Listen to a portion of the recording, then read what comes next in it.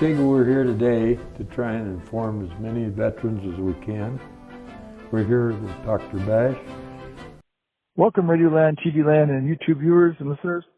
This is Dr. Craig Bash. I've been doing veterans medical opinions for 30 years, and I have dozens and dozens of these radio shows which we're going to publish on this YouTube channel, and number 1 through whatever.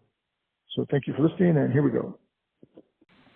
Today, we've got Dr. Bash, Bill Creager. We're going to discuss the higher level review process. And I can't forget my co-host, Mr. Gerald Cook. How you doing, Gerald? Well, doing all right, still here. So that's a good. Good. We've been, on the last few shows, we've been touching on the review processes, and I'd love to prove that process. But we're fortunate to have Dr. Bash and Bill tonight. These two guys, especially Bill, the foremost experts on this appeal process. So, yeah, but I'm going to turn this over to Dr. Bash. Dr. Bash, how's the new appeal process affecting you? Well, you know, I write these 100-page reports, and I get a one-sentence reply back from the VA that it's denied. You know, so yeah. So what I do now is I'm starting to think that, you know, we do this ratcheting effect where you do supplemental claim with new evidence, and then do a higher level review on the law. Bill can tell us about it. And then I do another supplemental claim with new evidence and another higher level review. So last week I had one where I did the supplemental claim, and then the patient asked for a hearing. I think Bill calls those predetermination hearings. So I went to hearing with the patient virtually on the telephone, just like this. And the DRO guy goes, "I've never talked to a doctor before that wrote a letter." And so he listened, and then he new novel. And then he listened and asked some questions, and then about a week later we had a positive decision. So I think those hearings are useful. Maybe Bill can give us a little insight into how those work, because he's run several of those probably over the years. Oh yeah. Engaged with that quite a bit. And oftentimes I found myself able to effectuate a grant on the basis of a pre-hearing discussion. You know, before even conducting the hearing, meeting with the decision review officer, explaining the case, the evidence, what have you. Occasionally, he just looks and says, "Oh yeah, I can grant that." Yeah. Yeah. So Bill, these higher level review hearings are kind of like a pre-hearing decision, right? No, that the predetermination hearing, and you and I were discussing a case earlier. A predetermination hearing is useful in some cases. Especially, I used to use those when I was a representative to get our cards on the table first in a decision that is involving line of duty determination versus misconduct. You see, if you incur an injury in the service, it's presumed to be service-connected, okay? But if it's a result of an act of misconduct, then service connection will be denied. Most often, in that circumstance, we're talking about driving under the influence or, DUI, those sorts of things. Hey, Bill, that predetermination hearing. Hey, Bill, that predetermination hearing only applies to line of duty, or is it applied throughout the whole system? No. It can. A veteran is entitled to a hearing on any subject whenever they want. I mean, I had a little caveat on that, but for the most part, that's rule of law. So this hearing for the higher level review operates the same way as what you're describing, probably. It's similar, and the actual form that you submit when you file your appeal. Now, the situation is different. For a predetermination hearing, VA has made no decision whatsoever. But you want to get your evidence in front of VA before they make the decision, so you can explain yourself in a hearing and make it clear. And in some cases, that can give you an edge. Then VA goes ahead and completes the development of the evidence necessary to decide the case and then make the decision. The advantage with the predetermination hearing is you've got the issues clear. You're not dealing with lower level employees and their interpretation of what you're asking for. By having a predetermination hearing, you have an actual transcript of the hearing, and you can have a discussion with the decision review officer to establish clearly what you're claiming. That's a big edge. The second big edge is you give them positive evidence to begin with, so the momentum is already on your side. And in some cases, if that evidence is good enough, the VA can go ahead and grant the claim without further development. Perhaps they don't need another exam for some purposes because you've brought DBQs with you. That's the advantage of a predetermination hearing. Now, that happens when you have made a claim, but you have not got a decision from VA. Now, what we're talking about higher level review, VA has denied your claim, and now you want to appeal your claim. Okay? Now, what's going to happen is that if you go higher level review, the rules now make it clear that the review will be conducted on the evidence of record, not having an opportunity to present additional evidence. That's exactly. But what happens is right. by seeking higher level review and by seeking the hearing, okay, and there's a box on there for a phone call, okay, that gets you to the DRO, the decision review office, and then you go ahead and put your evidence in anyway. Well, that kicks you out of higher level review, but the decision review officer wants to take his credit for working the case, so he can grant the case. And so that's another edge on our side that can help with the process. And what happens is when VA receives new evidence, it kicks you out of a higher level review and into the supplemental claim.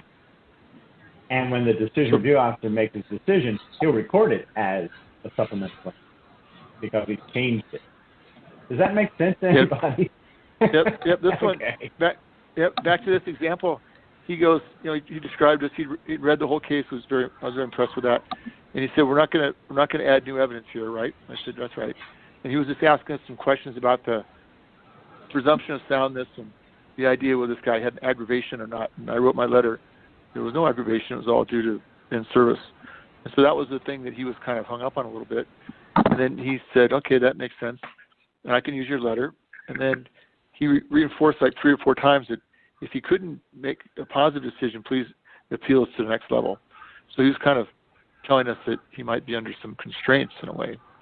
But I was impressed with his knowledge of the case, and we didn't want to add new evidence because if we do, then like Bill says, it could be kicked out into the supplemental claim, and you have to be careful because I've read they only allow like 2 supplemental claims, so you could actually use one of your supplemental claims sort of, by mistake in that situation, right, Bill? Right. Yeah. So my idea is to put supplemental claim, ratchet into high-level review for the law review, and then do another supplemental claim for new evidence, and then ratchet that into a law review. So it's basically now 4 or 5 letters in my process that's going to try and help the veteran through the maze and in a way polish it for the BVA, which would be the next level above that. Mm-hmm.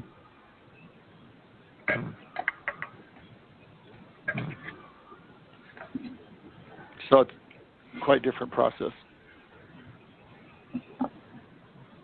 Hey, Bill, this idea about new evidence, you want to explain that a little bit to us?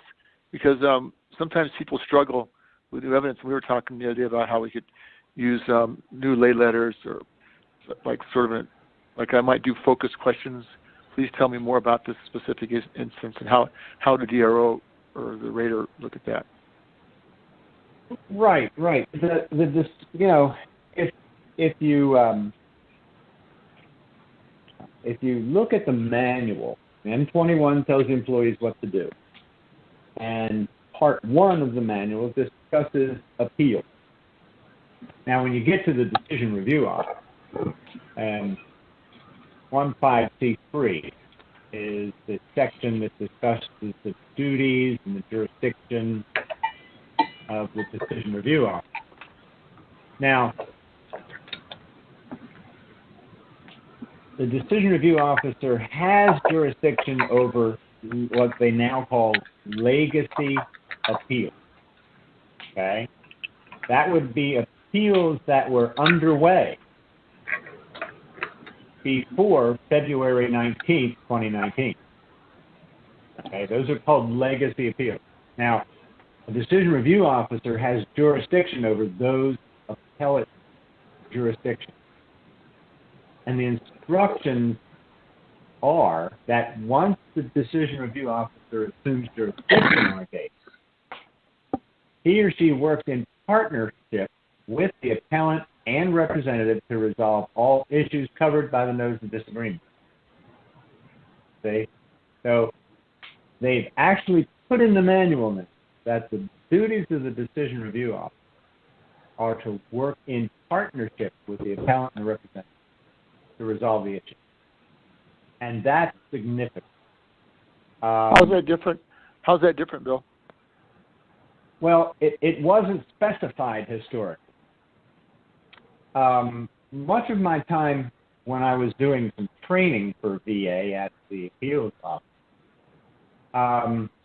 much of my time I used to invest in trying to help the staff understand that the regulation itself, 3.103, makes clear that you are to grant every benefit provided by law. That's why you're here. You're not here to decide yes, no, maybe. You're here to grant everything the law provides. And then you have evidence that supports it or doesn't. Okay? And you have to also look after the interests of the government. Now, that phrase, interests of the government, was so misunderstood by so many people. They used to think it meant protect the taxpayer, protect the budget. That phrase was put in there for the purpose of fraud, fraud and abuse. That's what looking out or protecting the interests of government was intended to mean, not protecting the taxpayer and the federal budget. Bill? Yeah, Jerry. I was reading through my claims folder, and I run across this section that says, stop. Do not go past this page. And here, over half my claims in there. And so, am I to take it that once they read to that point, which might be 5 to 10 years after you submitted your claim, and they stop. So all that data that they should be reading,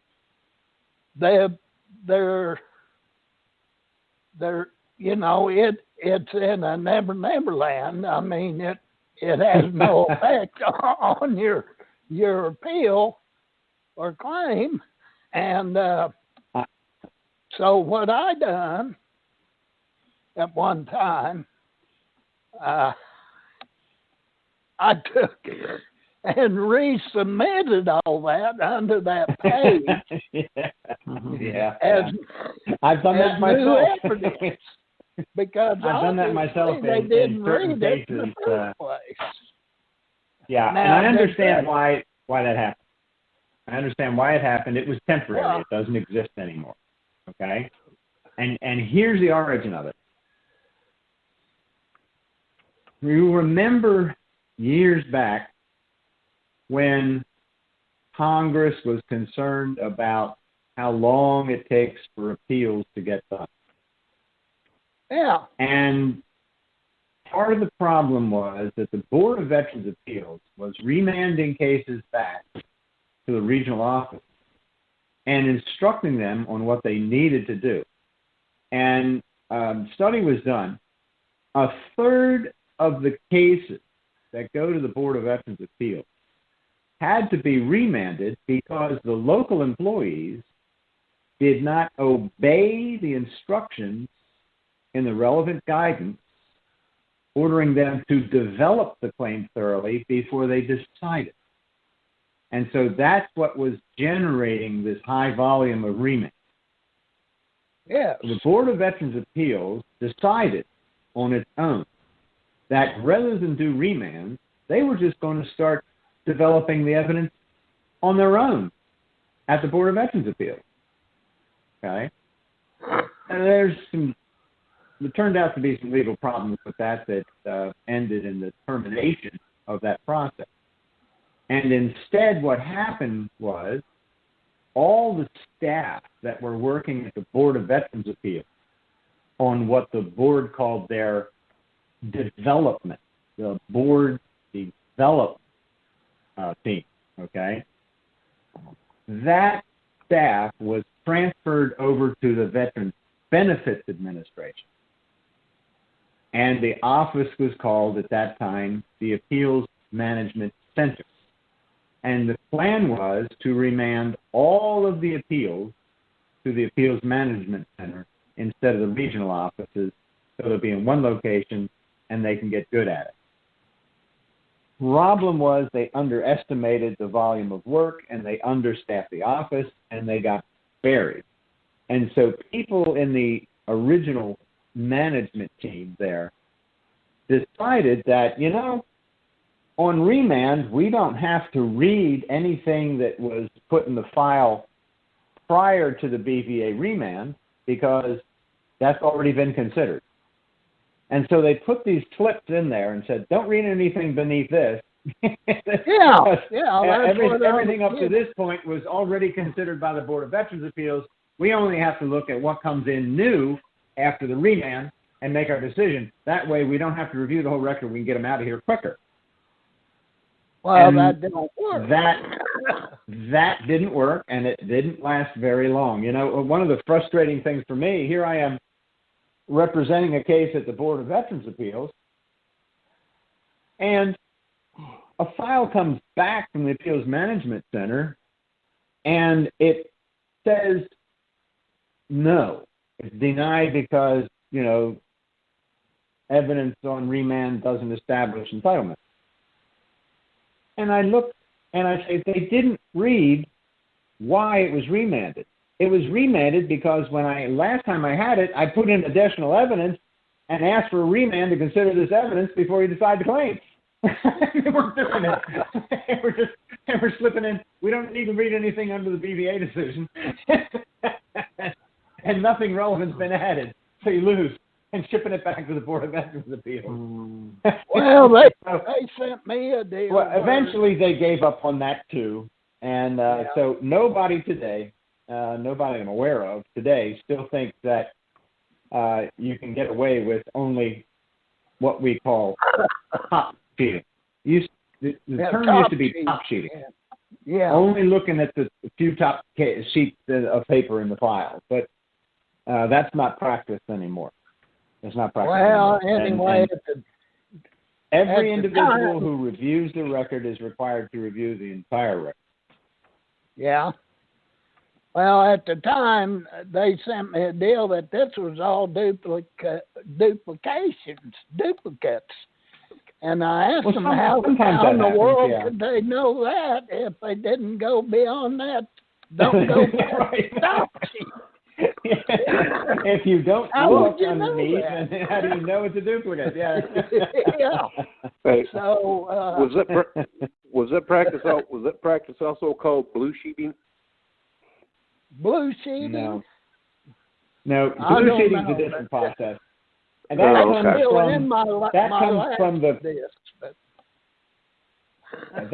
comes from the color of the paper that rating decisions were written on. Mm-hmm. That was blue paper.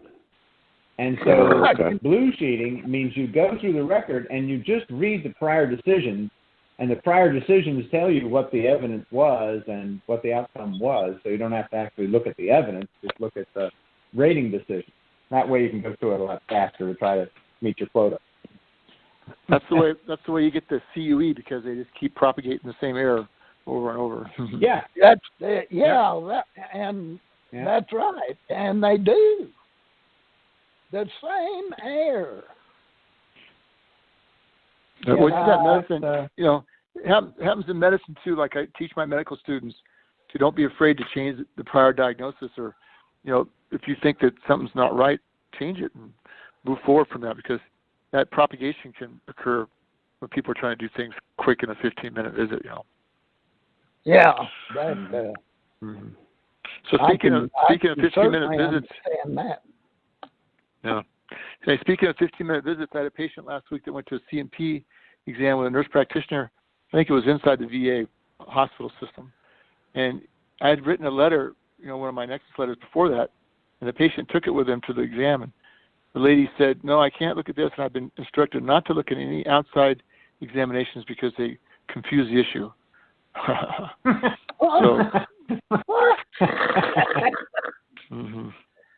That's so great. what I do in that case. Now that might have been that practitioner's misinterpretation, okay? Or the person that told them that might have misinterpreted. That's one data point. One of the problems is that when the VA is seeking a medical opinion, it must be clear that that opinion has considered the prior record, okay, and all of the potentially relevant evidence. Now, if someone walks into the exam with evidence, that evidence hasn't been considered. It's not in evidence because it's being presented to the doctor instead of the regional office. Oh, Bill, So in this it's case, not the evidence is already of record. This case, the evidence is already in, and they've brought it. Right. I'm not disputing that at all. I'm just saying that this is how it happens for many cases where this has arisen, where you bring in evidence that you want the doctor to consider. But the doctor is required to consider evidence of record, not new evidence that you're bringing in for the first time. And that's how that gets confusing sometimes. Now, some do it. Some accept it. Some don't. I mean, like VHA is, what can I call them? A little more flexible, but at the same time, a little more inconsistent about procedures. Okay? I mean, like, did you ever go to a VA doctor and ask the VA doctor to write you a letter to help you with your VA claim? I sure have. Did you have much success with that? They don't do it, do they? No. No, we don't know about that stuff. They give exams. They have their own people to do that. Well, it's actually dates back to 1998. Fellow I knew, a high-level official of the Veterans Health Administration, issued this bulletin for us to help us out. And basically, up to that point, it was all up to the local director of the hospital, and each hospital had its own policy. When he issued that bulletin advised everybody in the system that your patient, if they want you to complete forms or provide records or express an opinion, they're your patient, you're free to do it. Just make certain you inform them that you're not making any decision, that the regional office is making decisions, and this is just, my opinion.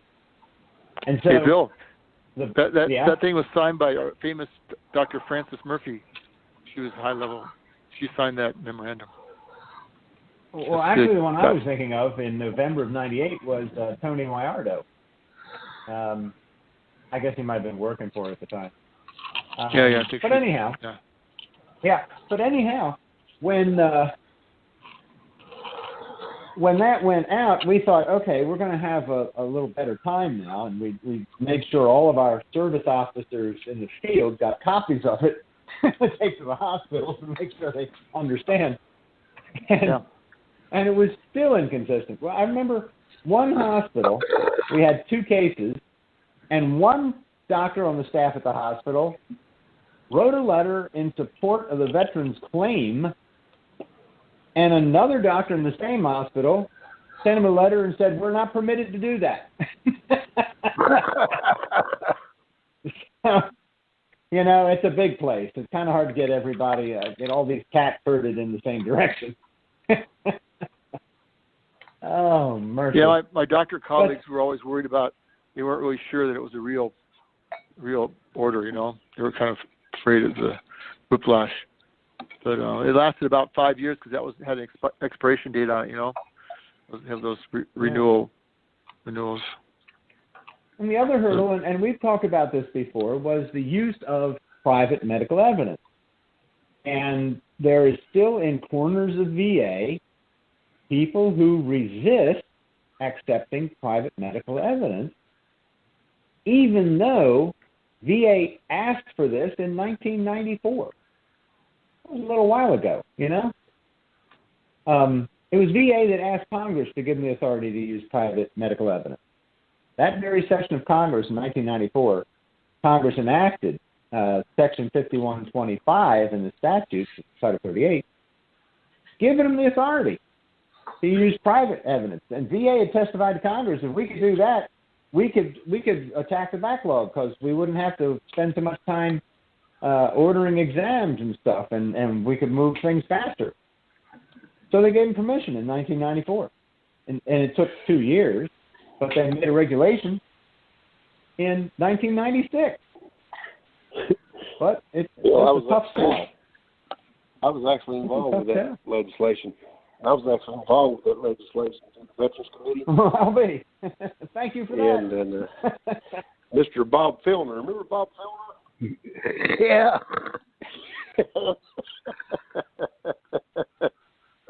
Yeah, Mr. Hands-On Bob Filner. He's a hands-on individual. Thank you all for listening. That ends this show. And now I'm going to zoom off.